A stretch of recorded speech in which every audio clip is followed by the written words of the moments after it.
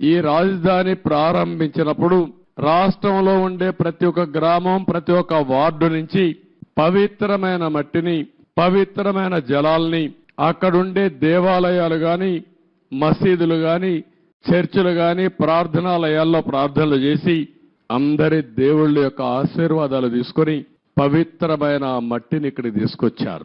దేశంలో ఉండే అన్ని దేవాలయాలు, ప్రపంచంలో ఉండే అన్ని ప్రార్థనాలయాలు, అన్ని దిక్కల్లా ప్రార్థనలు చేశాం.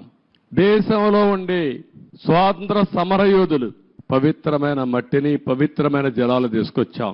సాక్షాత్తు ప్రధానమంత్రి గారు పార్లమెంట్ దగ్గర మట్టిని, పార్లమెంట్ సాక్షిగా సంఘీభావాన్ని తెలియజేయడానికి యమునా జలాలు తీసుకొచ్చి వారు కూడా సంఘీభావాన్ని తెలియజేశారు.